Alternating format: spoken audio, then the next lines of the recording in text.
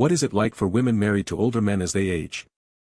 There was 15 years between parents. Dad was older, and it was one of those things where the age gap didn't matter until it did, kind of situations. He was young and active and healthy, but he also retired before she did, and he kept working part-time until he was 72 or 73. So there was a good 5+ years where he was retired and just sort of worked around the house and waited until she'd get off of work. She retired at 62, but he was 77 by that point. Then for the next decade plus they did retired things together, traveled, etc. But the last few years he was having some mobility issues, and while they still did a lot together she was taking care of him more and more. He just passed away recently, 89, and my mother is in good health and only 75. She might live another 20 years without him as both of her parents lived into their 90s. I think it presents its own challenges, but if two people love each other they can definitely make it work. At least my parents did. When did they have you? I'm in a very similar situation and currently pregnant. Did having a larger age gap parents affect you in any way? So, my mom was 26, 25, when she had me, and my dad was 41, 40. My mom always felt old, although looking back she was really on her early to mid-30s as I was growing up. And dad also felt old, but he was younger than I am now. I think parents just weren't as active back then. But there was no real issue with the age gap since they were both just dedicated family people.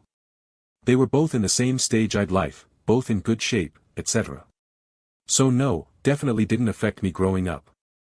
I am expecting this in my life. My husband is 14 years older and my grandmother just died at 105. Her mom died at 96. I expect to be alone younger than I would have picked, but he's the one I love. Would it really be better to be with someone whom I don't love quite as much for longer? And of course, who knows? Definitely not worth worrying about either way. If you're happy with who you're with then just be happy. I sadly know a lot of people who had their time end well before any age gap could come into play. It is so much better to have a shorter lifetime of a rare, deeply profound love than to spend a century merely tolerating someone just to avoid the inevitable heartbreak of being alone at the end. This is such a grounded and helpful perspective on how age differences play out across an entire lifetime rather than just the early years. It shows that while the caregiving shift is incredibly tough, a strong foundation can weather it completely. My mom was 11 years younger than my dad. She developed early-onset Alzheimer's in her 60s and he took care of her for 7 years before she passed. One day during her sickness he looked over at me, shrugged and said, "So much for robbing the cradle." My dad was about 9 years older than my mom, so not an extreme age gap, but still there. He passed away recently in his sleep at 61. My mom joked that her grandparents, who raised her, would have been really annoyed by that. Apparently they started dating. They tried to discourage her from marrying him by warning that she would spend years taking care of him and waste her golden years, faced with tears of joy. My wife's dad was a bit older than her mom. W's maternal grandmother said to her son-in-law at his funeral, "Damn it, you skipped the line." TBF grandma was deep in her 80s at the time and is still kicking ass in her 90s now. My grandmother has outlived one son-in-law and one grandson. She turns 99 this year and will outlast us all. Feel that. My husband is 6 years older. Not much, but I was always on him to exercise and eat better. Surprise. I have genetic heart disease and I'm the sick one. Expressionless face. My mom is 27 years younger than my dad. He underwent a bypass surgery 16 years ago. Doctors told him he had approximately 15 years more to live. Mom just passed away from cancer. My dad is alive and kicking. My husband is 5 years older, has family history of every disease known to man, high blood pressure, etc. Same with constant nagging to take care of himself. Guess who got cancer this year, with perfect family health history and zero underlying problems? Woman facepalming, medium light skin tone. My husband also has high blood pressure, high cholesterol, etc. His numbers are always off on labs. I'm 3 years younger and do everything right, no drinking, drugs, no smoking, perfect labs, work out all the time, thin, etc. etc. Well, guess who just got out of the hospital yesterday? Me, thought I was dying. Ended up finding out my thyroid is thrashed. Got diagnosed with both Graves' disease and Hashimoto's. I'm down for the count while my hubby is having to take over everything. Good times for me right now. My husband is 5 years older and I have 3 autoimmune diseases that put me at a much higher risk for cancer, strokes, organ failure, etc. I have a feeling that I'll be kicking the bucket before him too. A great point. I have seen people pass away at 55 and I've seen others stay very active well into their 70s. A 10 to 15 age gap doesn't mean much. I know a mother and daughter who share a room at a retirement home. They are 80 and 98. They do everything together. The mother is still an active endurance swimmer and competes. My mom's neighbor is 100, and is still making plans to do things with my mom next year. LOL, love that for her. My grandmother is 107 and keeps asking if I'm visiting for Thanksgiving this year.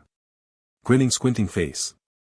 LOL, my granddad used to say that when people asked how he was doing, well, I won't be buying any green bananas. It's both funny and bound to make people uncomfortable because he was in his 90s. My grandfather just turned 100 and is arguing with my uncle about if he should be permitted to mow the lawn. LOL. I suspect those that make it this long are a different breed and there probably isn't much of a difference between 80 and 110 for them. Staying active through life does a huge amount of heavy lifting. Once you stop moving, you go downhill fast. It's why falls are so lethal to the elderly. Too true. My grandmother hit 96, but it really was the lack of mobility. She lived alone in a 2-story home after my grandfather passed and mostly refused help. We offered, sure, but you couldn't stop her doing what she wanted. At 93 years old she fell off the side roofing because she was cleaning the outside of the windows with vinegar and part of the shingling shifted. It still took 3 years to catch up to her in that wheelchair. Not entirely relevant, but I still say the most baller thing I've ever seen is when she was disinterested in a conversation was her reaching her hands up to her ears. To turn off her hearing aids and ignore the shit she could not have cared less about. Haha, my grandma lived to 93 and she would do the same with hearing aids. Sometimes she couldn't hear you if you scream, other times she could hear you whispering 2 rooms away. Another thing that does a huge amount of heavy lifting is a huge amount of heavy lifting. I go to a pretty hardcore boxing gym. The owner of my gym is 78 and has been boxing and doing martial arts his entire life. The dude is jacked and he looks and moves like he's 50. Staying active is really important. The mother is still an active endurance swimmer and competes. Probably why she's still around and healthy at 98. Hell, my great uncle is 102 and his biggest concern is the leak in his roof. Please get his cultural opinions on everything. Digital recorder. My biggest regret is not getting my dad and my grandmother to record their experiences. They had lived through some hairy local history. Change of government, invasion, emigration from here to the west, etc. This is why I was always one of the last ones to leave my grandparents' house when they were hosting holidays. One of my fondest memories of my grandpa is sitting in his living room one Thanksgiving looking out the window at a tractor out in a field a ways away and talking about how when he was a kid they were still using draft horses and now the tractors are so big you can see them from such a distance. I miss that man every day. My dad is active enough to do 2 fitness classes a week and his daily projects at home and his church keep him going. I don't know how he does it at 75. Others in his age group are restricted to chairs and beds, but this guy still moves about with more balance than me a lot of time at 48.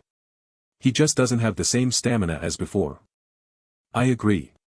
I'm 77 in a couple weeks. I'm slowing down, but still play in a couple bands, run a jam at the local hall, play pickleball 5 days a week, volunteer in a couple organizations. Still think I sit around too much. I'm deeply grateful for the life I have at this age. LOL. He sounds like a good dude. Dark humor in times of real suffering equals strong character. Yeah, Reddit likes to do black and white takes on stuff like this, but my neighbor's much older than his wife and he survived cancer yet she can't barely walk with her mobility issues. Life is a total crapshoot. My mom was 14 years younger than my dad. The first thing my mom said when we found out her cancer was no longer treatable was that she wasn't ready. The second was that she didn't want to miss my dad's 90th birthday. I know she would rather have been there with him till the end of his life, just as he ended up doing for her. Being younger doesn't always mean you'll be the one left. My parents' plan was for my mom to outlive my dad.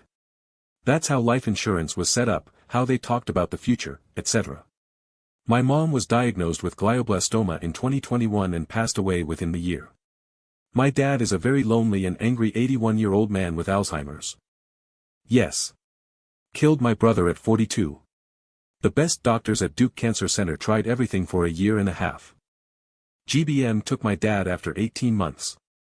Took my mother-in-law in less than 3 months. Brutal. God, 2 in 1 family. Just finished up taking care of my family member with it last year. Would only wish this disease on my worst enemy. 2 months before my brother died I was diagnosed with testicular cancer. I was barely recovered from my orchiectomy when he died. Right.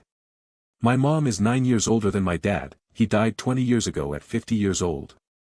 My wife was 9 years older than me and dementia got her 5 years ago. I'm 80 active and in good health. My kids know if I ever have a problem I'm going the assisted route in Switzerland. Apparently you have to have someone accompany you and I believe they will. I'm happy I got to take care of my wife, but I absolutely don't want my kids to go through that. Initially I had to put my wife in a memory care facility. It seemed great, but I visited her every day and found out how really bad or non-existent her care was. Don't believe the salespeople. These places suck big time. They make telemarketers and timeshare people seem honest by comparison. Just make sure that you are still of sound mind and can actively take, swallowing or opening the IV, the medication yourself. Otherwise even in Switzerland it's considered murder. I have a friend who's worked in care homes and she says she doesn't want to go into one when she's older, it frightens her. I'm very similar. My mom was 9 years older than my dad. She always had bad health, diabetes, etc. He died first in 2011 of a random heart attack at 54. She stuck around until 8 years later. Yep. My mom was 20 years younger than my dad. Throughout my childhood he had health issues and it was generally assumed he was going first. Then serious health problems hit my mom and she passed when I was 10, then my dad passed when I was 13. My mother was 8 years younger than my father. She died at 60 from cancer. My father died at 80, he was a very lonely widower. I worked for a chef whose mother was 20 years younger than his father. The father had made all the preparations for his death, all the paperwork etc., so she wouldn't struggle. Then she suddenly died of a stroke at 60. My grandmother was a couple of years older than my grandfather. He developed Alzheimer's in his early 60s. You cannot know what is going to happen in life. Take love where you find it and cherish it while you can. My grandpa was 12 years older than my grandma. She died at 80 and he lived to be 96. When she declining she was distraught because she felt like she was supposed to take care of my grandpa in his old age, not the other way around. He was also so heartbroken after she died, just spent 4 years telling me he was ready to go see her again. The hardest conversations I had with Dad was after Mom died. He would just keep saying, "They let your mom die. Why won't they let me?" No matter how much I explained she was sick with CHF end stage and he was relatively healthy. We didn't realize he was early Alzheimer's. But even if he wasn't I think he would have said the same. They were attached at the hip for 41 years. Yup. My husband and I were born in the same year.